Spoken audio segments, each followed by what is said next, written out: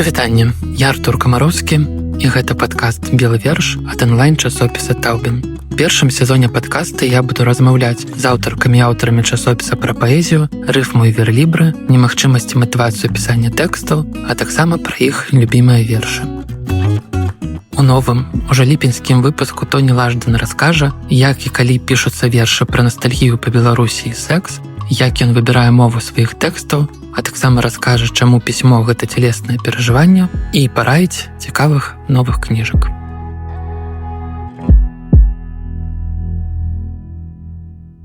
Прывітанне, Тоні, вельмі рады чуць цябе у падкасці «Белы верш». Прывітанне.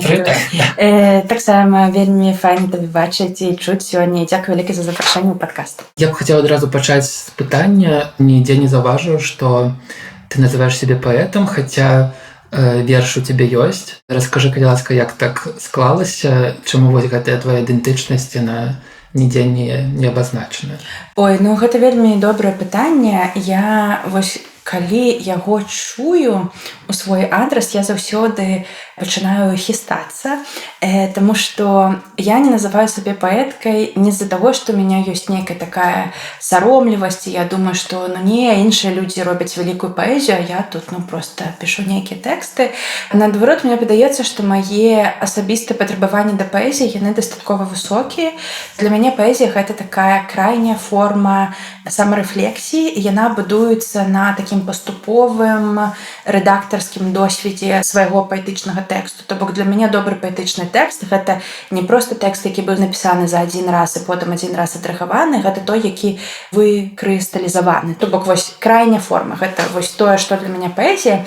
І мне падаецца, што я трошкі лянівая паэтка. І што я пад гэтым маю на ўвазе, што калі я пішу сама тэксты, я збольшага пішу іх як тэксты, на які мне не патрэбна шмат часу. З улікам таго, што мой асноўны медыум гэта проза і тэкст празаічны, дзе ёсць вось і фармат, і аб'ёмы, і можна там 1000 слоў напісаць пра адно пачуцце, і ніхто табе не спыніць і не скажа, ну, хопіць. А паэзія, яна патрабуе ўсё ж такі працы з кантэнтам.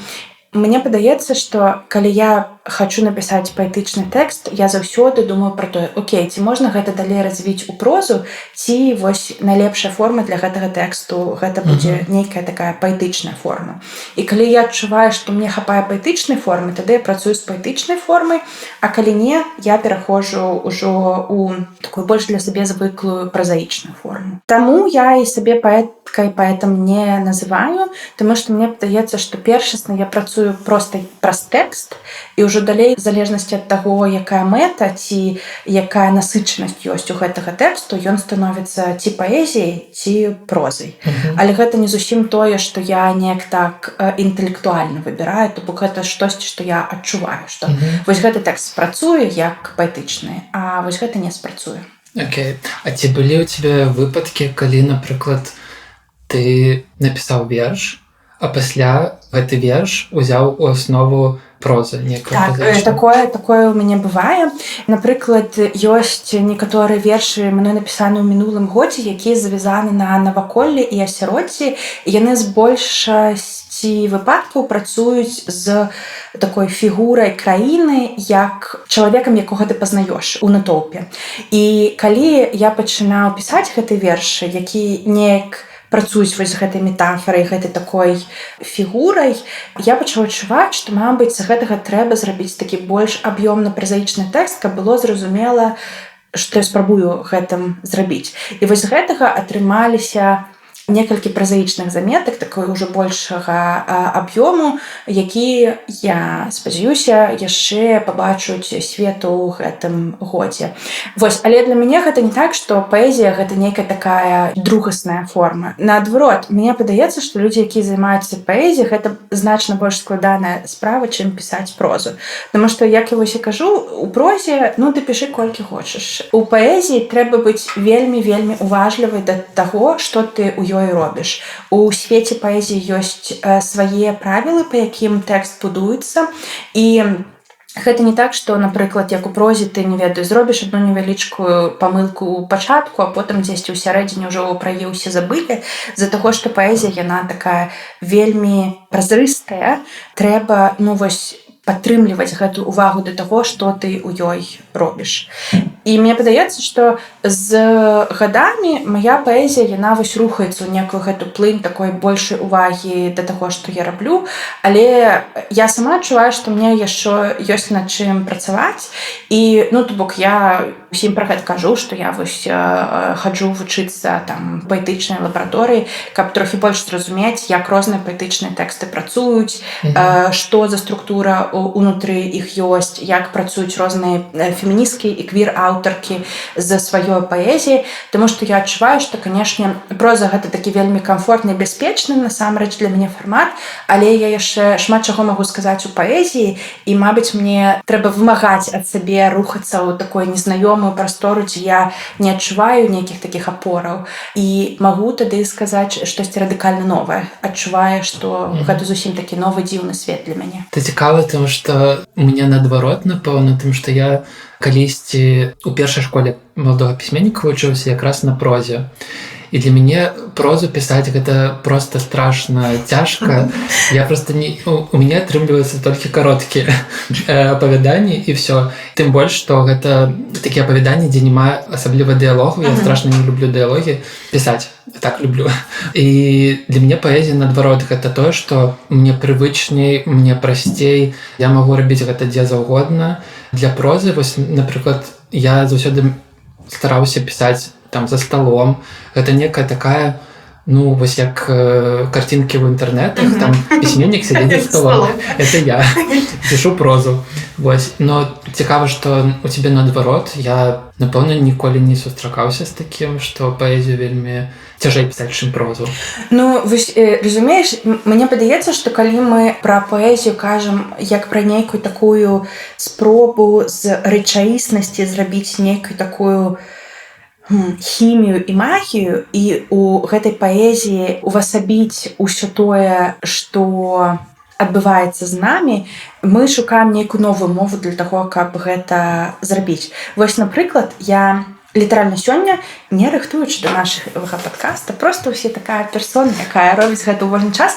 Я чытала зборнік, які называецца «Эпідэмія ружаў» Вальжыны Морт, адзін з першых зборнікаў, які выйшаў яе на беларускай мове.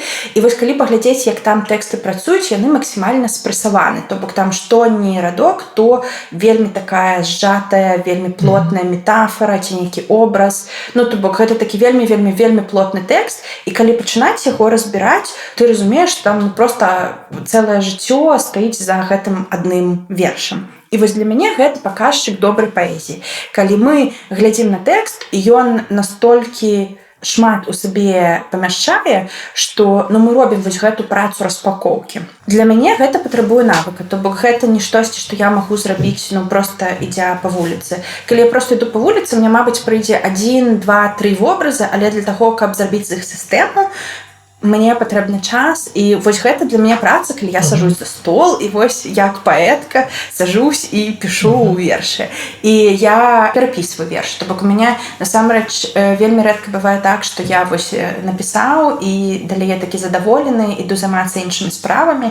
Насамрэч для мяне гэта вымагае ад мяне такой доўгаснай рэдактарскай працы таксама. Просто ты прыводзіш прыклад такой паэзіі, якраз яна вельмі такая паказальная, Вальжыны Морт. Я просто адразу вспомніў, напрыклад, паэзія Юліі Тимофеевай, яна не такая канцэнтраваная у гэтых вобразах. Там больш расказваецца некая гісторыя, і канцэнтрацыя можа быць там напрыканцы. І гэта такая планта паэтычная. І гэта зусім, мне падаецца, іншы падыход да паэзіі. Гэта просто такая рэмарка, што, насамрэч, таксама ёсць не ведаю, Маша Бадзея, напрыклад, не ведаю, ці чытаў. Так, я чытала. Гэта таксама нешта бліжэй да Вальжыны Морт, чым і далей ад Юлі Пагаджаюся. Тимофеевай вось такое. Але вось мне, калі казаць пра Юлю Тимофееву, мне таксама падаецца, што я вельмі моцны тэкст, але яны працуюць, я для сябе гэта так адчуваю, з іншым мастацкім інструментарыем. То бок яны нібыта такая, ну не чорная дыра, але такая нейтронная зорка, якая прыцягвае ўсё ў цэнтр адной гэтай метафоры. І тады ёсць такая гісторыя, якая, ну нібыта напаўняе асяроддзе гэтай метафоры, і ў цэнтры ёсць вось гэты такі бум. І мне падаецца, што, напрыклад, наша з табой калежанка Хрысціна Бандурына, яна таксама працуе ў некаторых сваіх тэкстах вось таксама з такой гісторыяй, што ёсць нейкі такі наратыў і ёсць, там, не ведаю, ну, 3, 4, 5 вобразаў, якія робяць тэкст вельмі насычаным. І гэта не пры тое, што трэба ўсім пісаць як Вальжанаморт. Гэта незразумела, чаму гэта трэба рабіць, таму што ўжо ёсць Вальжанаморт. Калі хочаш пачытаць Вальжанаморт, проста пачытай Вальжанаморт. Гэта пры тое, што вось тут, мне падаецца, ёсць такая вельмі глыбокая праца з метафарычнасцю мовы, што гэта мы не проста, ну, то бок фіксую, што ёсць. Але і такая паэзія можа быць вельмі на высокім узроўні напісана. Але я пра тое, што тут ёсць спроба неяк рэчаіснасць паказаць такім чынам, каб было вось гэта адчуванне нейкага іншага свету. То бок і пазнаванне таго досведу, які, мабыць, ёсць у нас усіх, але і такая глыбокая паэтычная праца з тым, каб гэты свет неяк пераасэнсаваць.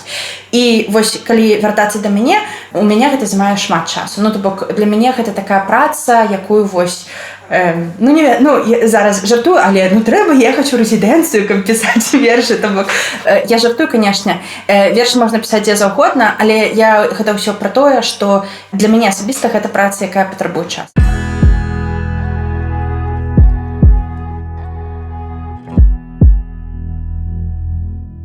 Ну, мы так уже заглыбіліся прямо ў паэзію, і я ўжо нават не ведаю, як спытаць у цябе другое пытанне про то, чым ты займаешься яшчэ, акрамя паэзіі, таму што я думаю, што гэта таксама важна. Можа быць, ты раскажаш вось пра самыя нейкія, пра то, што ты хочаш зараз расказаць, чым ты займаешься.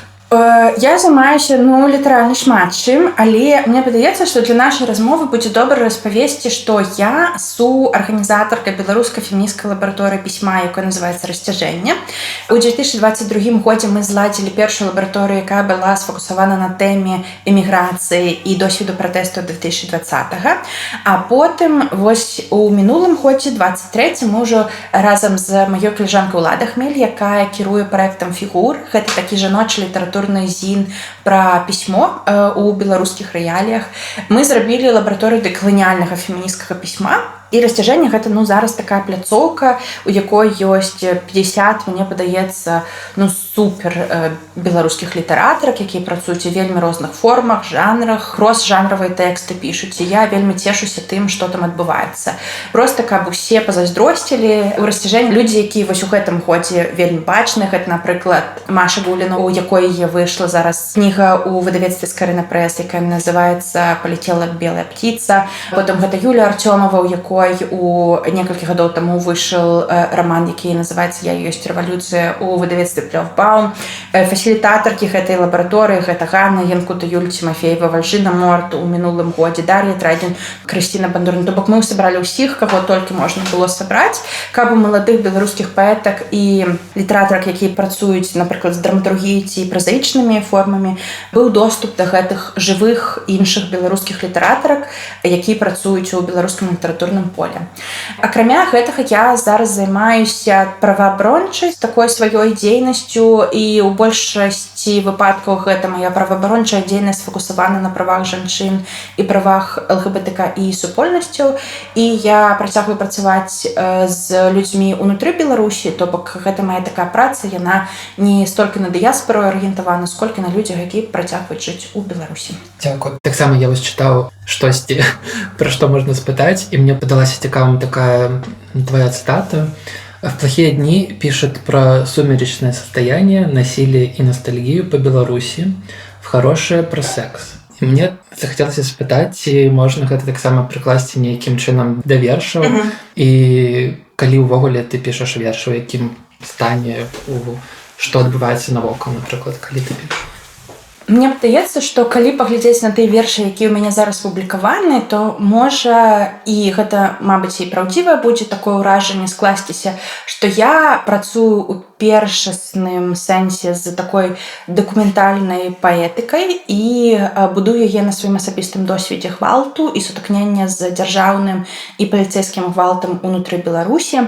Ну, я і кажу, што гэта не такое нейкае ложнае ўражанне пра мяне, я таксама пішу і такія вершы, але ёсць і вершы, якія для мяне яны заряжаны на любовь. Ну, то бок такія, ведаеш, вершы, якія вось ты сваёй каханкі будзеш чытаць на спатканні.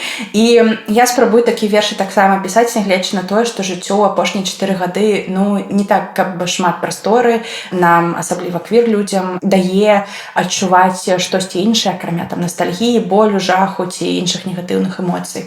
Мне падаецца, што калі гадоў 5 таму у мяне было шмат такой, назовем гэта секс-лірыкай, ну, то бок паэзія, якая была пра каханне, пра адносіны, пра каханне шчаслівае, нешчаслівае. І з улікам таго, што ў мяне там было некалькі каханак, і ну, гэта ж такой добры заход сваім каханкам чытаць паэзію, то вось такія вершы у мяне былі. Але зараз іх, канешне, стала значна менш, і на першае месца выйшлі іншыя мае зараз працы. Мне падаецца вельмі важным у паэзіі фіксаваць не толькі той жах, які з намі адбываецца, не толькі ту такую цяжкую рэальнасць, у якой мы існуем, але і таксама знаходзіць там месца для нейкай радасці ці шчасця, ці ну, нейкіх проста вітальных энергій, таму што толькі гэта ну, мяне асабіста і працягвае трымаць у свеце. Канешне, гэта такая вялікая мая асабістая мэта працягваць распавядаць пра тое, што адбываецца ў Беларусі і адбывалася ў Беларусі з 2020 года, але гэта не ўсё маё жыццё. Як актывістка, як праваабаронца я сутыкаюся ну, з такой інфармацыяй кожны дзень, але потом я таксама, не ведаю, хожу, дыхаю кветачкамі, назіраю за тым, як квітнее каштан. Ну, то бок ёсць нейкія моманты, калі у мяне ёсць адчуванне, што ну, жыццё, яно працягваецца, і я хачу, каб яно працягвалася, і мне каштоўна, што яно цягнецца. І ў такіх больш нядаўніх вершах, мне падаецца, гэта ўжо адметна, што я спрабую распавесці не толькі пра той жах і той боль, які я сам испытаў, але і таксама пра тое, што ну, ёсць нешта добрае ў тым, што з намі адбываецца. Ну, мне падаецца, што гэта нават трошки лагічна, таму што я таксама, калі мы з'ехалі з Беларусі, я апынуўся ў Грузіі, і я адразу адчуў, што я пісаў да гэтага, калі быў яшчэ ў Беларусі, у мяне была такая, ну, як это назваць, пратэсная паэзія. Мне таксама хацелася, была патрэба расказваць гэта то, што адбываецца. Я хадзіў гуляць, як можна сказаць. І я проста апісваў гэты досвед, мне было гэта важна. Калі я апынуўся ў Грузіі, у Батумі, я зразумеў, што я ўжо не магу пра гэта пісаць чамусь. Ну, прынамсі, некаторы час вось бліжэйшы я не буду. І што мне застаецца? Вось я магу пісаць пра тое, што мяне трымае ў гэтым жыцці. Напрыклад, я напісаў цикл вершаў ён, які ёсць у кнізе другой. І якраз гэта ўсё проста ну, пра каханне, там ёсць нешта, ёсць нейкі кантэкст, якога можна зразумець, што там штосьці, але гэта як водгуле, штосьці там такое дзесьці адбываецца, а мне галоўнае было сканцэнтравацца на нейкіх важных эмоцыях, пачуццях, на каханні насамрэч. І я недавно якраз таксама чытаў падборку Дар'і Сіренка, і я таксама вершы, гэта такая, яна сама напісала, што вось я даўно не пісала чагосьці такога там, а там реально такая вельмі класная любоўная лірыка. І я так узрадуюся, што вось, і насамрэч гэта вось проста два літаральна прыклады, якія я зараз успомню. Я думаю, што гэта у такія моманты страшныя, калі адна вайна, другая вайна, там нейкія рэвалюцыі, чалавеку хочацца зачапіцца за штосьці, што можа яго трымаць наверсе. Я думаю, што так. Ну, я з гэтым згодна, і мне падаецца, што калі паэт ці паэтка працуюць, яны не толькі выконваюць нейкую такую вялікую сацыяльную ці палітычную ролю ў тым, каб фіксаваць рэальнасць, але яны выконваюць ролю ў тым, каб даваць надзею. Ну, мне падаецца, што калі мы зараз паглядзім на такое беларускае літаратурнае поле, насамрэч ужо шмат чаго зафіксавана, калі казаць там пра 2020 ці, мабыць, люты 2022, калі пачалося паўнамаштабнае ўторгненне Расіі ў Украіну, ужо шмат тэкстаў напісана, і мне падаецца, гэта вельмі натуральна, што людзі таксама шукаюць тэм, пра якія ім адгукаецца напісаць, і гэта я асабіста лічу добра, што з'яўляюцца тэксты не толькі пра тое, як нам было больна і жахліва, але і пра тое, што мы пакахаліся ў траўні. Таму што жыццё яно такое, так, мы сутыкнуліся з масавымі рэпрэсіямі ўнутры Беларусі, але шмат з нас, хто потым закахаўся, пераехаў у іншую краіну, і там, нягледзячы на ўвесь той жахлівы досвед, які мы атрымалі, былі таксама добрыя моманты. Мы сустрэлі нейкіх сяброў, не ведаю, выпілі смачную каву. Вось, мне падаецца, гэта вельмі каштоўна праз паэзію шукаць гэта, спробаваць знайсці у жыцці вось такія моманты радасці, тому што яе вельмі мала. І асабліва, калі чалавек пачынае паглыблівацца ва ўсё то гістарычнае, сацыяльнае, палітычнае пераплеценне розных кантэкстаў. То бок, мы сёння сядзім з табой тут, а у Сакартвэла, у Тбілісі працягваюцца пратэсты, ва ўкраіне ідзе расійская вайна, адбываецца сітуацыя генацыда ў Газе Ізраілем, то бок адбываюцца шмат розных наслаенняў, і калі ў жыцці толькі яны ёсць, вельмі цяжка рухацца далей, таму што я адчуваю, нібыта гэтыя сістэмныя праблемы, яны настолькі вялікія, што я нічога асабіста не магу за імі зрабіць, і для таго, каб адчуваць сваю каштоўнасць у гэтым, адчуваць, што я магу насамрэч штосьці і сказаць, і зрабіць, і выйсці на дэманстрацыю, то бок зрабіць штосьці такога, каб рэчаіснасць змянілася. Паэзія мне дапамагае ў тым, каб датыкнуцца да гэтых кропак радасці ў жыцці, падпітацца ад іх і рухацца далей.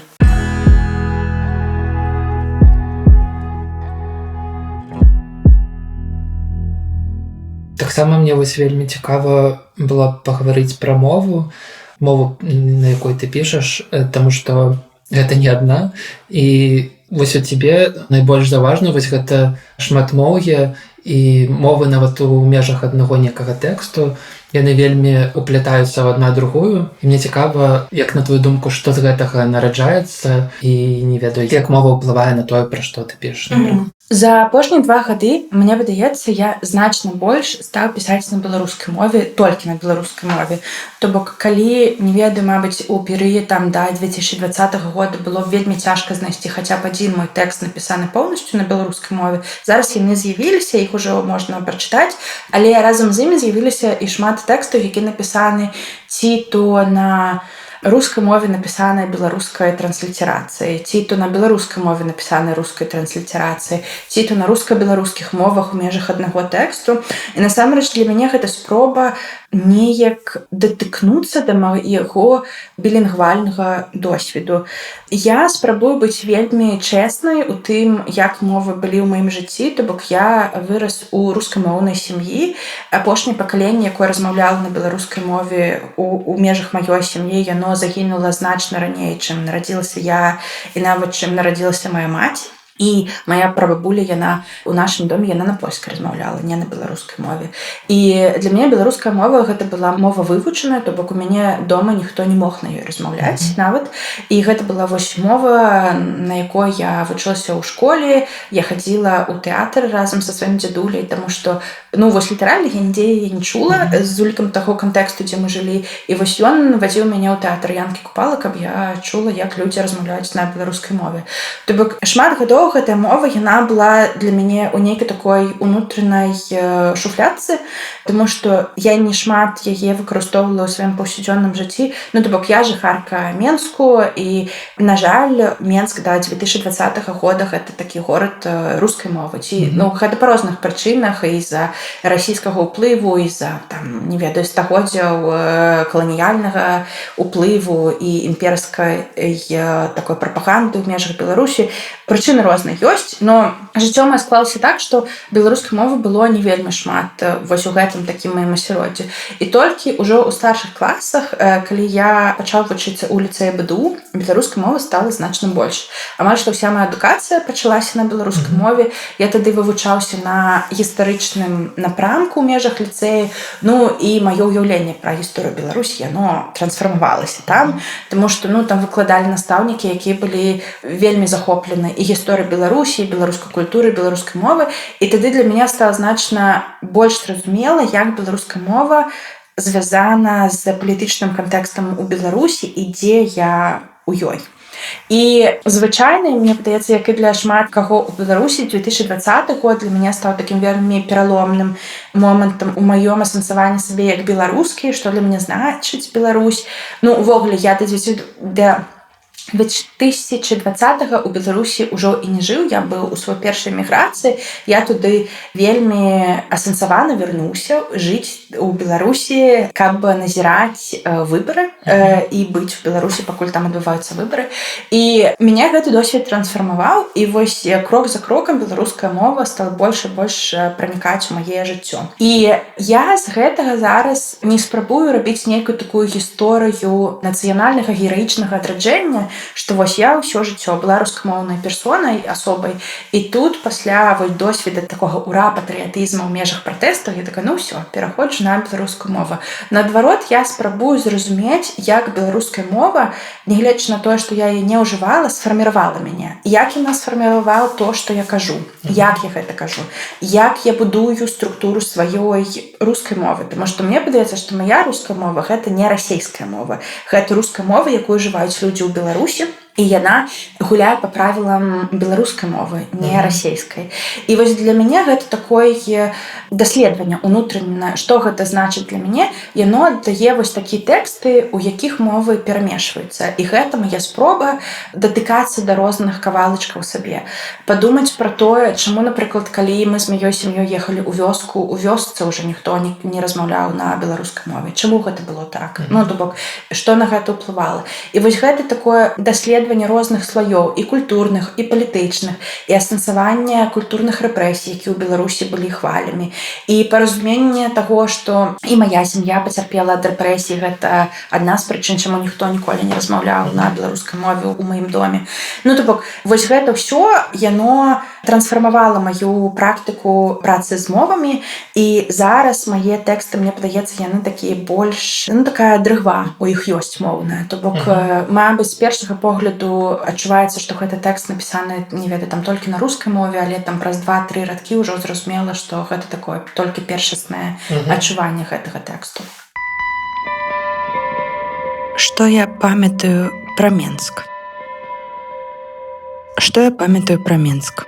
Прабел, прочерк, выразаны фрагмент газеты, забароненыя навіны, дасланыя сябрам, вуліцу пад летняй вадой, а ў ёй кветкі каштана, кветкі бэзу, батанічны сад, розы, розачкі, гваздзікі, вечны агонь. У маім доме вечны агонь бунту. Што я памятаю пра Менск? Усё забываю. Нумар аўтобуса, які ідзе ў яе мікрараён, да самага яе дома, амаль што ў самы яе пакой, у яе вузкі ложак, на якім мы ледзь змяшчаліся. Думаць пра памяць, пра немагчымасць памяці, пра страчаную, прынудам і па сваёй волі памяць.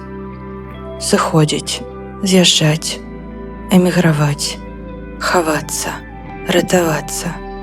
Я ўсё далей, далей, далей і далей. Уже нічога не памятаю пра Менск. Не памятаю.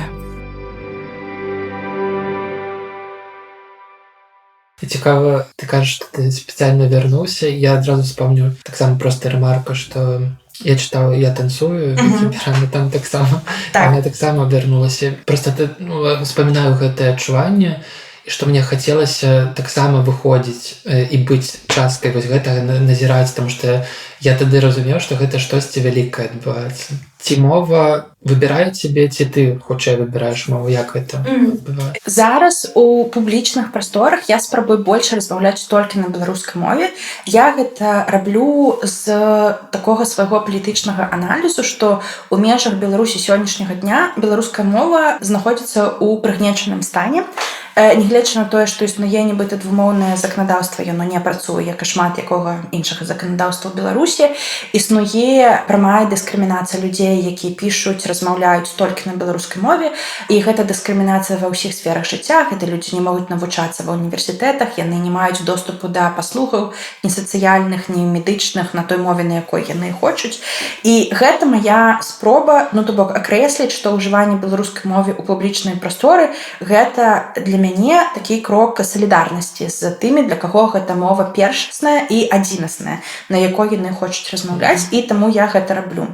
І там, калі паглядзець мои сацыяльныя сеткі, то калі, напрыклад, раней я ці то пісала на расейскай з украпленнямі беларускай мовы, то зараз ёсць асаблівыя пасты, якія я пішу толькі на беларускай мове, каб было бачна, што гэта арыентавана там толькі на беларускіх людзей, ці гэта ў падтрымку беларускіх людзей, каб быў гэты такі мяжа, праз якую я магу падкрэсліць, што я разумею, у якім рэальным стане знаходзіцца беларуская мова.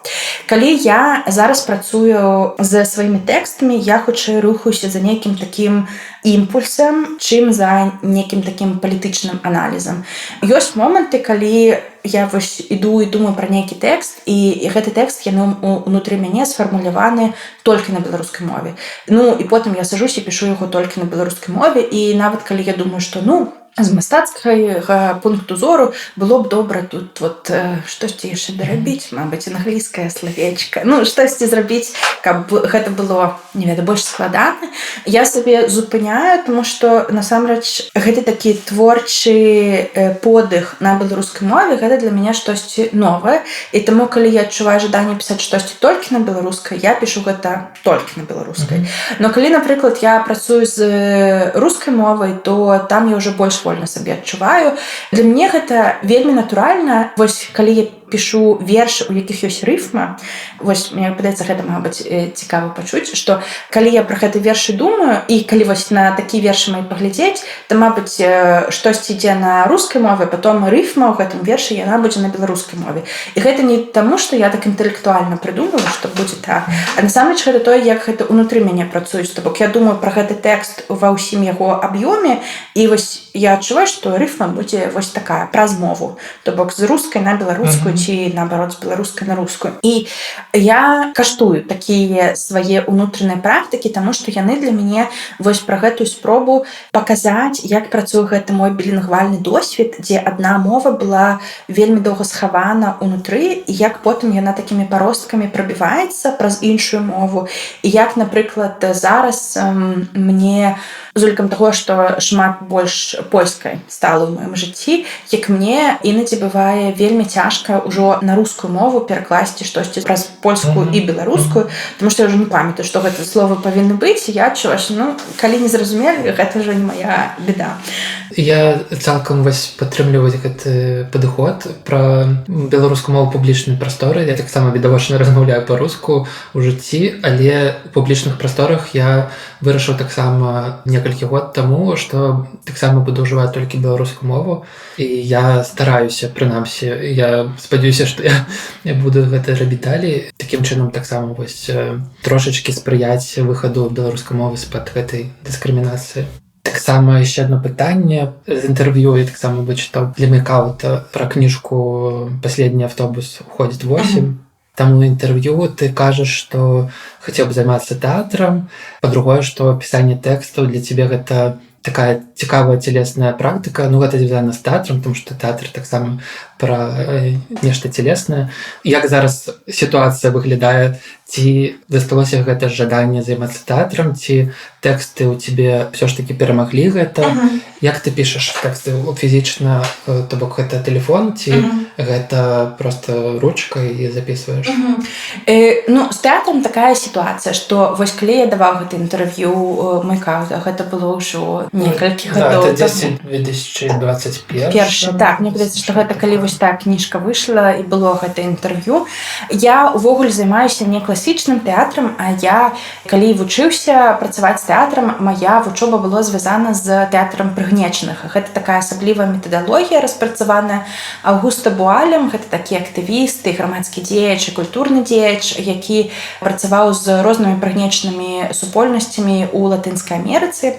І гэта такі тэатр, які не працуе праз напісаныя драматургічныя тэксты, то бок вы не ставіце п'есу, але вы з той супольнасцю, з якой вы працуеце, гэтую п'есу разам і прыдумваеце, і потым фізічна адыгрываеце. Усё гэта з мэтай пабачыць, як працуюць гэтыя працэсы там сістэмнага прыгнёту і знайсці нейкі інструментарый вызвалення. І вось у 2021, калі я пра гэта ўсё размаўляў, я, як мне падаецца, дастаткова паспяхова ў Беларусі з тэатрам прыгнечаным працаваў. У 2021 мы зрабілі пастаноўку, якая была прысвечана гендэрна абумоўленаму гвалту ў Беларусі, і яна таксама закранала нейкі такі кавалкі гвалту дзяржаўнага і міліцэйскага, наколькі гэта было магчыма з улікам там бяспекі і ўсіх іншых рызыкаў.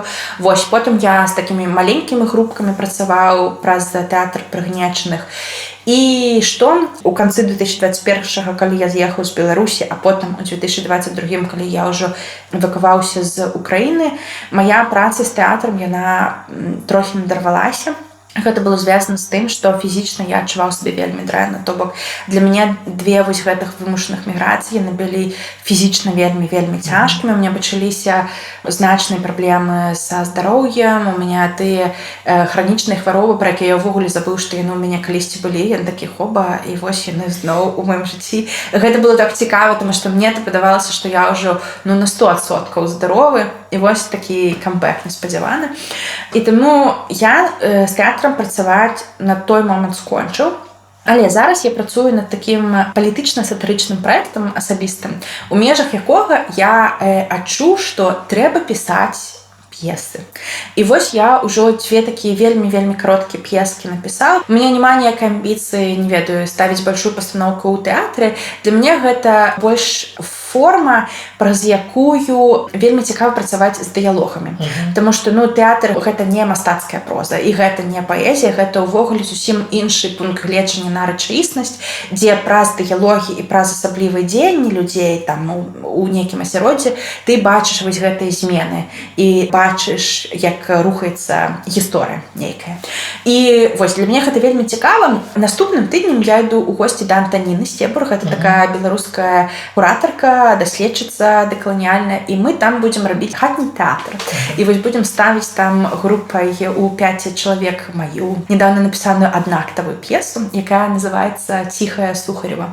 Яна пра ціхушнікаў і пра тое, як жыве адна звычайная беларуская сям'я ціхарей. Паглядзім, што з гэтага выйдзе. Для мяне, вось, вяртаючыся да гэтай тэмы радасці, я вельмі спрабую зараз у сваёй творчасці знайсці кропкі, вось праз які я адчуваю, што творчасць дае мне нейкую такую энергію. І вось зараз я адчуваю, што гэта было вельмі прышпільна напісаць гэтай п'есы. Я ўвогуле забыў, што ёсць такая форма, як п'еса. І я такі, калі пачаў пісаць, я такі, а вось п'есы. Забытая форма. Гэта было вельмі цікава. Але, канешне, такой, не ведаю, некай сістэмнай ці структурнай працы з тэатрам зараз у мяне няма. Атрымалася так, што і тэатр, і тэксты аб'ядналіся у некую форму. Пытанне вось пра то, як ты пішаш. У мяне такой творчы шлях. Я спачатку шмат думаю пра тэксты, ці то паэтычныя, ці то празаічныя, якія я хачу напісаць. І я ўвогуле спачатку нічога не пішу, так я просто думаю. У меня такі доўгі перыяд прэрайтынгу, я яшчэ ў такі момант шмат чаго чытаю, то бок і чытаю не ў сувязі з тэмай, пра якую я пішу, просто чытаю ўсё, што под руку пападзе. І потым у момант, калі я адчуваю сваю ўнутраную гатоўнасць, я сажусь і пішу структуру тэкста ад рукі. То бок вось я пішу, што павінна за чым адбывацца.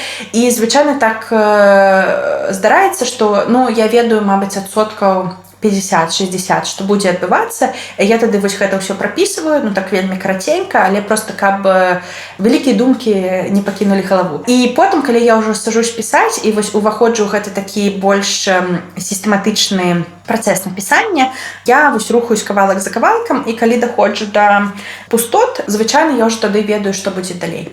Калі я працую з паэтычнымі тэкстамі, гэта амаль што такім жа чынам працую. Я звычайна ведаю 60% таго, што будзе адбывацца ў тэксце, а потым трэба думаць і працаваць.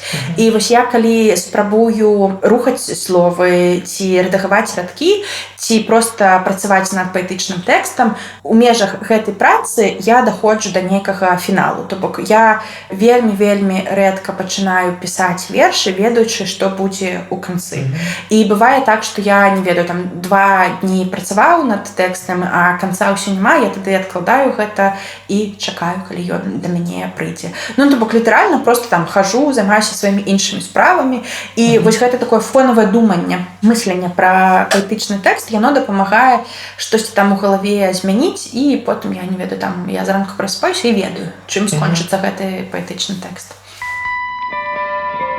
Цёмныя гады маёй квір-маладосці у палоне псіхічнай хваробы.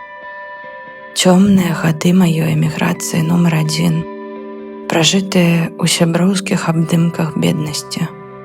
Цёмныя універсітэцкія гады, 3 ці 4 цёмныя каханні. Цёмныя гады майго палітычнага супраціву, майго недарэчнага фемінісцкага актывізму. Яшчэ больш цёмныя гады маёй эміграцыі нумар 2, праведзеныя ў спальным раёне, дзе ноччу не ўключалі святло на вуліцы, і я бегла ад метро і ПТСР, падараванага ў дарогу радзімай, да свайго цёмнага пад'езда. Цёмныя дні вайны, эміграцыя нумар 3. Цёмны, непралазны гушчар адчаю, стомленасці ад працы, фізічнай немагчымасці рухацца, есці, дыхаць. Цёмная мова майго невыразнага адзіноцтва, чорны колер нашых спрэчах з пахам палескай нафты. Цёмныя гады, цёмныя, а пасля іх гады яшчэ цямней і яшчэ горш. Светлое будущее, когда ж ты придёшь? Ты ўжо згадваў вось у гэтым адказе пра тое, што ты шмат чытаеш, і я б хацеў цябе проста спытаць. Я ведаю, што ты часта робіш такія агляды, што прачытана, што яшчэ плануецца, напрыклад, не ведаю, і штосьці раіш людзям пачытаць, і мне б хацелася, каб ты вось расказаў, якую паэзію ты б зараз, можа быць, у канкрэтна гэты момант, што пачытаць. Апошняе, што я вось прачытаў, гэта быў зборнік, які вось падрыхтаваў Таубін. Гэта зборнік сучаснай украінскай паэзіі з перакладамі, якія на беларускую мову, які называецца «Словы цішыня паміж імі». Мяне гэты зборнік вельмі ўразіў. Я яшчэ пра яго нічога не напісаў, таму што не прыйшла пятніца, у якую я пра кніжкі пішу, але мяне ён вельмі ўразіў. Для мяне там былі некаторыя вершы, напісаныя украінскімі паэткамі, якія я прачытаў, і проста быў такі нейкай прастрацыі з-за таго, як якасна гэта напісана, то бок, і як якасна гэта перакладзена, канешне. Але, для мяне гэта было пра тое, як вось праз траўматычны і вельмі жорсткі досвед прарастае увогуле іншая паэтычная мова. То, як яны пішуць, там некаторыя аўтаркі пра тое, што яны і назіраюць, і што адбываецца асабіста з імі, мне гэта вельмі моцна ўразіла. Вось гэты зборнік я усім раю прачытаць. Потым я, мабыць, некалькі месяцаў таму чытаў зборнік «Ес, мамачка», таму што гэта зборнік на рускай мове Тані Скарынкінай. Я буду вельмі чэсная з усімі, хто нас сёння слухае, і я скажу, што калі я жыў у Мінску, і гэты зборнік быў у кнігарні Маркса некалькі тыдняў, тыпу як лепшы паэтычны зборнік, я такі, мне не вельмі падабаецца вокладка. Таму я не буду яго чытаць. Але гэта просто была моя памылка нумар 1, таму што я яго зараз прачытаў, ужо ў мяне не было ніякіх эстэтычных нейкіх пытанняў. Мне было вельмі цікава паглядзець, як Таня працуе з мовай, таму што я хадзіў да яе на некалькі такіх сустрэч, дзе яна распавядала пра свой паэтычны інструментарый. І я подумала, як бы было цікава пабачыць, як гэта працуе ў межах вось зборніка. Гэта просто чароўны зборнік. Яго трэба прачытаць кожнаму, хто першае сумуе па Беларусі. Гэта зборнік не пра Беларусь. Увогуле гэта зборнік тэкстаў, якія аўтарка напісала, пакуль яна выходжвала сваю маці, якая памірала ад хваробы, і гэта такія тэксты, якія яна сваёй маці зачытвала, пакуль вось яна за ёй даглядала. І па-першае, яны такія вельмі кранальныя, таму што гэта пра адносіны з мамай, пра то, як гэта адносіны былі вельмі рознымі, і пра то, як дарослая дачка бачыць насамрэч, што як памірае яе маці, гэта вельмі такі балючы досвед. Але што ў гэтым зборніку з пункту гледжання, мабыць, такога мастацкага вельмі моцна, што там кожны тэкст, вось не гледзяш на тое, што ён можа падавацца простым, у ім заўсёды ёсць такая мастацкая зацэпачка, што ты вось за яе зацэпліваешся, і ўсё, і ты ўжо з гэтага паэтычнага тэксту не можаш выбрацца. Вось гэта зборнік нумар 2, які я раю ўсім.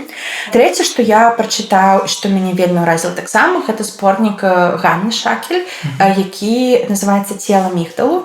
І я яго, просто гэта з мема урвала, таму што я ведала, што ён выйшаў яшчэ ў Менску, але я ўжо не мог яго набыць там.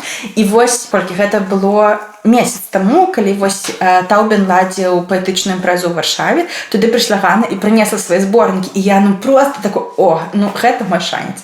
Мне падаецца, гэта вельмі тонкі паэтычны зборнік, дзе яна магічна працуе і з досведам кахання, і з досведам цялеснасці, і з досведам просто некага такога суму, звязанага з жыццём. І калі вы знаходзіцеся ў нейкіх такіх адносінах, situationship, вось, назовем гэта так, гэта зборнік для вас. То бок, вось там можна просто чытаць яго і на цытаткі для сторіс разбіраць. І гэта я не з нейкай такой зневагай, а наадварот, мне падаецца, што яны такія вельмі ў кропку. Я таксама люблю зараз цытаваць паўсюль Аню Шакель. Я уже думаю, так, трэба спыніцца. Я скора ўсіх задзяўбаю. І вось я ўжо сёння ўзгадывала, чытаю «Эпідэмію ружу» Вальжанеморт, літаральна сёння адкрыў. Гэта, проста фантастычныя тэксты там, канешне. Але яны вельмі насычаныя, таму, калі вы шукаеце штосьці, проста каб нешта пачытаць улетку, не ведаю, там, у парку, гэта не той зборнік, які да гэтага падыдзе. Але калі вы шукаеце штосьці, што інтэлектуальна будзе такім чэлленджам, вось гэта цудоўны зборнік для таго, каб такую патрэбу рэалізаваць. Твоіх тэкстах, прынамсі ў тых, што я прачытаў з апошняга, вельмі шмат Беларусі, і, дарэчы, в некаторых месцах напісана з малой літары. Таксама ёсць такое пытанне, чаму. І ёсць адчуванне, што гэта тэма, не хочацца казаць, што яна такая самая галоўная, цэнтральная, але што яна, напэўна, да сёння ты спрабуеш яе выпрацоўваць, не ведаю, выпісваць. Магчыма, я ў цябе пытаў ужо, калі мы размаўлялі якраз для Таўбіна пра кніжку «Последний автобус». Ці прывязаны ты да нейкага месца, што для цябе дом, дзе ты адчуваеш сябе дома, калі ўзнікае гэта пачуцце, што я зараз дома, паколькі у цябе шмат было месцаў, дзве эміграцыі. Напэўна, гэта з кожным разам ты задаешся гэтым жа пытаннем, і, можа быць, адказы на гэта пытанне розныя. Вось як у цябе? Вось кніжка, якая ў мяне выйшла ў снежні мінулага году, якая называецца «Чорны лес». Гэта такі зборнік эка-хоррор апавяданняў пра Беларусь, назовем гэта так. Яны вельмі моцна ўсе працуюць з топасам дрыгвы. І мне падаецца, што калі вось параўноўваць мае кніжкі, вось апошні аўтобус заходзіць у 8 і «Чорны лес», «Чорны лес» паказвае, што мая Беларусь гэта насамрэч такая, вось усё наваколле. То бок выйшла ў поле, адчуваеш сабе як дома. І гэта не спраста так, з улікам таго, што я ўсё сваё жыццё пражыла жыла ў Менску, калі Менск з месца сілы ператварыўся для мяне ў месца небяспекі і рызыкі, я пачаў шмат вандраваць па Беларусі, і вось першы раз за ўсё сваё жыццё ў Беларусі пачаў хадзіць усе тыя мясціны, якія, мне падаецца, шмат каму былі даступны там у межах дзяцінства, тыпу выходзіць у лес па грыбы і ягады, выходзіць у поле, хадзіць па балотах. Для мяне ўсё гэта было вельмі падтрымліваючым, таму што літаральна для мяне Менск перастаў адчуваць месцам, дзе я магу адчуваць сябе як дома ўнутры Беларусі. І вось я калі ехаў у лес і заставаўся ў лесе, я ўсё адчувала, што вось гэта тое месца, дзе я адчуваю, што няма ніякіх рызыкаў, ніхто не ведае, дзе я, ніхто не можа мне дазваніцца, таму што сувязь не ловіць. Ідэальнае месца, такая нара для мяне. Я адчуваю, што зараз мая такая нейкая дынаміка увогуле адчування сабе ў прыродзе, яна таксама змянілася. Калі раней у мяне былі такія складаныя адносіны, тыпу, што мне, як і ўсім, прырода падабаецца, але гэта павінна быць такая прырода, ведаеш, прычосаная. То бок там павінны быць шезлонгі, праточная вада і электрычнасць. То бок усё гэта я адчуваю, што за апошнія 2 гады, з улікам таго, што я і пажыў з Сакартвэла, і пажыў у Украіне, і пажыў у Польшы, і пабачыў вельмі розную прыроду у вельмі розных яе праявах, для мяне адчуванне дзікасці, яно стала такім, крыніцай сілы. І вось пакуль я зараз жыву ў Варшаве, я тут кожны выходны езджу на розныя балоты. Вось в гэтых выходных я быў на тарфяных балотах, і ты там проста ідзеш па полю, па калена у вадзе, і гэта чорная вада, таму што яна тарфяная, і ўсё перамазанае, ты перамазаная. І вось такое адчуванне свабоды і насалоды ад нейкага кантакту з прыродай. І вось мне падаецца, што і маё адчуванне дома, яно таксама змясцілася. Калі раней для мяне гэта быў там мой пакой, мая кватэра, гэта была фізічная такая лакальнасць урбанізаванай тэрыторыі вялікага гораду. Зараз я жыву ў Варшаве, таму я тут не буду выдумваць, што для мяне гэта зусім не важна, але я значна больш часу стаў праводзіць па-за межамі гораду у лакацыях, дзе няма ні гэтай урбанізацыі да такой ступені, і дзе насамрэч няма іншых людзей. І вось для мяне гэта адчуванне сабе часткай наваколля і часткай прыроды, яно вельмі каштоўнае, таму што яно мне дае падтрымку і апору, якую вельмі цяжка знайсці ў коле чалавечым. Цікава, я проста не ведаю, ці здымаеш ты кватэру ці не, таму што для людзей, якія пераязджаюць вымушана ці не, і не маюць вось гэтага свайго купленага, не ведаю, там, ці пабудаванага дому, мне падаецца, што наадварот магло б быць так, што хтосьці канцэнтруецца найперш на вось гэтым фізічным адчуванні дома. А ў цябе цікава вось наадварот, што ты выходзіш за межы гэтага некага фізічнага дома і нават па-за межамі роднай краіны, тебе не важно вось гэта адчуванне фізічнага дома, наколькі я разумею, так? Слухай, мне бы вельмі хацелася б тебе сказаць, што мая кватэра ў Варшаве гэта, канешне, inheritance маёй сям'і, але не, я таксама здымаю тут кватэру, і з улікам таго, што і ва ўсіх іншых краінах, дзе я жыў за апошнія 4 гады, я таксама здымала жытло, вось гэта такое хліпкае такое становішча, таму што ты заўсёды завісіш ад лендлордаў, і гэта каштуе зашмат. То бок твой дом, ён з табой, пакуль ты можаш за яго плаціць. І вось гэты такі момант капіталістычны, ён для мяне у нейкім сэнсе падтрымлівае маё жаданне шукаць дом не толькі ў фізічнай прасторы горада, а шукаць яго дзесьці, дзе, нягледзячы на тое, колькі грошаў я буду зарабляць, я змагу адчуваць сабе добра. Для мяне ў апошнія гады стала больш відавочна, што мая унутраная магчымасць працаваць 24/7, яна ўжо вычарпана. Я ўжо вельмі стомленая, і мне патрэбны адпачынак, мне патрэбна назіраць за птушачкамі. То бок мне патрэбны час, які я не праводжу за тым, каб зарабляць грошы. І я спрабую у межах гэтага часу, пакуль я гэты грошы не зарабляю, пабудаваць нейкія адносіны проста з нечалавечымі суб'ектамі, ці то там я вось там езжу ў госці да сабакаў, там будую адносіны з імі, езжу ў леса і балота. У меня ёсць машына, якую я вельмі люблю, і гэта такое вялікае каханне ў маім жыцці, таму што на ёй можна паехаць куды захочаш, і гэта дае табе насамрэч неверагодную свабоду рухацца. І для мяне гэта вельмі каштоўна шукаць сабе як частку гэтых такіх складаных адносін у свеце, таму што вось я пераехаў, атрымліваецца 4 разы за апошнія 3 гады, і гэта не проста там я з кватэры на кватэру пераязджаў, я вось з краіны ў краіну пераязджаў. Гэта вельмі розныя культуры, вельмі розныя людзі, гэта страта маіх сяброў 3-4 разы.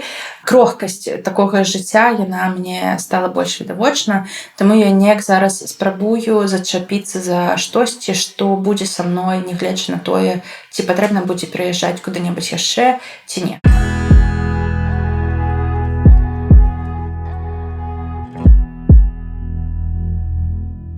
Недавно з'явіўся open-call на рэзідэнцыю, якраз якая ў Беларусі. На пісьменніцкую рэзідэнцыю твою можаш трошкі больш расказаць.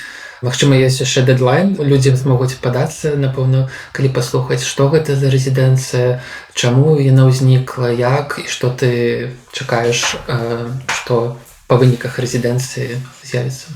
Так, зараз ідзе open-call на рэзідэнцыю, якая называецца Writer by Proxy, то бок пісьменніца, якая займае твоё месца. І гэта рэзідэнцыя, якую я вырашыла арганізаваць у Беларусі для тых пісьменніц ці паэтак ці драматургінь, якія ў Беларусі працягваюць жыць. І гэта 1 тыдзень, які можна правесці бескаштоўна на хутары ў Беларусі і проста там працаваць над чым хочаш. Агульна там гэта рэзідэнцыя, гэта прырода і наваколле, таму што мне было цікава. Хутар гэта такое ускраек свету насамрэч. Там нічога няма, бо гэта такі дом на полі, дзе акрамя гэтага аднаго дома нічога больш няма. І мне было цікава даць такую магчымасць пажыць у такой лакацыі, паглядзець, якой тэкст можа атрымацца з гэтага. І гэта рэзідэнцыя, яна накіравана на маладых пісьменніц і паэтак, і пад маладымі я разумею, не тых, хто тыпу малады па ўзросце, а гэта тыя, хто я для сабе лічу, у каго яшчэ няма выдадзеных кніг, і я лічу, што гэта маладыя літаратаркі. І яна ў першую чаргу для жанчын транснебінарных асобаў, якія жывуць зараз у Беларусі. Чаму я вырашыла гэта зрабіць і як? Мне выдаецца, хтосьці, хто будзе гэта слухаць, мабыць, будзе цікавіцца, за які грошы я гэта зрабіла. І тут няма ніякай насамрэч тайны. Кніга, якая выйшла ў мяне ў 2023 годзе, яна выйшла як электронная кніжка ў выдавецтве, якое называецца «Пап'е-маше». І вось за ўсе тыя пісьменніцкія ганарары, якія я з яе атрымала, таксама за розныя там пісьменніцкія воркшопы, семінары, якія я рабіў апошнія паўгады, я вырашыў вось усе гэтыя грошы ўзяць і зрабіць з іх рэзідэнцыю. І гэта рэзідэнцыя, яна у сабе ўключае вось пражыванне на гэтым хутары, невялічкую стыпендыю, каб пакрыць там транспарт, ежу, і, мабыць, штосьці застанецца сама пісьменніца за яе працу. Чаму я непасрэдна вырашыла гэта рабіць як рэзідэнцыю ў Беларусі? З улікам таго, што я зараз у кантакце з шмат якімі літаратаркамі, якія і ў Беларусі працуюць па-за яе межамі, вось у прасторы расцяжэння, я бачу, што ў розных літаратарак ёсць вельмі розныя патрэбы. Калі казаць пра тых, хто зараз знаходзіцца ў эміграцыі, ці то па сваёй волі, ці то вымушана, мне выдаецца, што першая патрэба, якая ёсць, гэта друкавацца. І у людзей ўжо ёсць там нейкі корпус тэкстаў, яны, мабыць, прафесійна, як літаратаркі развіліся да пэўнай ступені, яны вось ужо гатовы публікаваць свае кніжкі, але магчымасці публікаваць гэтыя кніжкі, яны вельмі-вельмі абмежаваныя. І гэта таксама звязана з далейшай магчымасцю іх удзелу ў рэзідэнцыях, таму што калі мы паглядзім, якія патрабаванні ёсць у еўрапейскіх рэзідэнцыях, там заўсёды будзе, што трэба мець нібыта мінімум адну выдадзеную кніжку і не сам выдатам, а праз выдавецтва афіцыйна паказаць ISBN. І гэта для тых, хто зараз знаходзіцца па-за межамі Беларусі, мне падаецца першасная праблема, то бок ідзе знайсці грошы на друк сваіх твораў. І я лічу, што пра гэта таксама каштоўна казаць, што насамрэч інфраструктура літаратурнага беларускага поля, яна з-за рэпрэсій унутры Беларусі была разбурана. То бок тыя выдавецтвы, якія шмат чаго друкавалі ў Беларусі, той же Логвінаў, тыя ж Галіафы, Янушкевіч, амаль што ўсе вось гэтых выдавецтваў яны былі прымушана ліквідаваны ў Беларусі, былі вымушаны з'ехаць з Беларусі. І, напрыклад, выдавецтва Янушкевіч ужо аднавіла сваю працу да нейкай ступені, але я думаю, усе разумеюць, што калі ты 20 гадоў працаваў, выдаваў штосьці ў Беларусі, а потом табе патрэбна было падхапіцца і пакінуць гэту краіну, то ты пачынаеш гэту працу ў цяжкім стане. І, канешне, ёсць выдавецтва Скарына Прэс, якое вельмі шмат зараз друкуе. Вось наша каледжанка Ганны Комар, напрыклад, выйшла цудоўная кніга, там кніга Машы Гулінай, пра которую я ўжо таксама узгадваў. Але інфраструктура, як нейкае такое поле з сістэмай, праз якую могуць рухацца маладыя літаратаркі ў дыяспары, яе няма. То бок няма такога, што ты апублікавалася на Таубіне, апублікавалася на Літрадо, не ведаю, у сабе на Фейсбуку. Вось і ўсё. Апублікавала верш у сабе на Фейсбуку, і вось ужо Дмітрый Строцаў піша табе, друкуем зборнік. На жаль, гэта так не працуе, і рэсурсаў са стороны выдавецтва не шмат, каб гэта працавала. У ідэальным свеце, конечно, нам хацелася там бачыць і конкурсы, і, не ведаю, паэтычныя слэмы, і нейкія імпрэзы, дзе маладыя паэткі маглі б чытаць свае тэксты, а выдаўцы гэта б слухалі і думалі, беру. Гэта ў маё партфоліо. На жаль, такога зараз няма. І гэта тая патрэба, якую я назіраю для людзей у дыяспары. А калі казаць пра тых, хто знаходзіцца ўнутры Беларусі, маё адчуванне, што там зараз пытанне пра друк не стаіць. Пытанне ўвогуле пра тое, як пісаць тэксты ў вельмі жорсткім асяроддзі, калі падаецца, што ўжо ні пра што нельга напісаць, каб не быць затрыманай, ідзе знайсці бяспечную прастору, каб проста штосьці з сабе выдаць. Мы ў межах вось той лабараторыі, якую мы рабілі разам з фігурамі, у Менску ладзілі карайтынгі, то бок такія невялічкія сустрэчы, дзе людзі проста збіраліся разам пісаць без тэму, просто пісаць. Там они выконвалі нейкія пісьменніцкія практыкаванні, абмяркоўвалі тэксты, але галоўная ідэя была ў тым, што просто людзі збіраюцца там адзін раз на тыдзень разам пісаць. І вось было вельмі бачна, што гэта было вельмі запатрабаваная прастора, то бок там кожны раз было па 10-8 чалавек, якія прыходзілі. І было бачна, што людзям каштоўна, што ёсць месцы, дзе можна проста ў бяспекі свае тэксты паказаць, пачытаць і разам штосьці парабіць. Таму моя думка пра рэзідэнцыю гэта пра тое, каб стварыць вось гэтую бяспечную прастору, дзе чалавек проста зможа тыдзень, не ведаю, там не клапаціцца пра ежу, не клапаціцца пра арэнду кватэры, а проста быць і пісаць штосьці, што прыйдзе ў галаву. І потом я таксама абяцала публічна, што вось я дапамагу рэзідэнткі там паказаць яе працу свету, зрабіць публікацыю на архіве расцяжэння, зрабіць нейкую там онлайн-прэзентацыю таго, што ў выніку рэзідэнцыі атрымалася, каб была проста нейкая такая больш празрыстая дарога з цемры ў беларускае літаратурнае поле. То бок, што не проста адбылася якая падзейка, але што былі яшчэ наступныя крокі, і хтосьці гэты тэкст пабачыў, пачытаў, і вось гэта персона працягвае сваю працу далей. Слухай, это вельмі такі класны і грунтоўны такі падыход да рэзідэнцыі. Я таксама, можа быць, ніколі не бачыў такого, не чуў. Звычайна там рэзідэнцыя, прыязджаеш, нешта напісаў, і вось табе ніхто не будзе дапамагаць пасля з гэтым тэкстам ці тэкстамі. Я думаю, што гэта вельмі важная рэзідэнцыя, і тых, хто паслухаюць, я спадзяюся, яны пададуць заяўку. Чакаем. Для тых, каму гэта важна насамрэч. Яшчэ такое можа быць маленькае пытанне, але адказ можа быць не кароткім. Мы шмат размаўлялі пра Беларусь. Ці бачыш ты сябе ў Беларусі праз некаторы час, напрыклад, праз гадоў 10, у Беларусі давай уявім, што яна будзе дэмакратычная, са ўсімі еўрапейскімі прыкалюхамі. Як ты бачыш сябе там, ці ты ўжо больш зраслася з нейкім іншым месцам, не ведаю. Ну, я на 100% адчуваю, што як толькі щёлачка прыадчыніцца ў Беларусь, я буду першым чалавекам, які туды паедзе.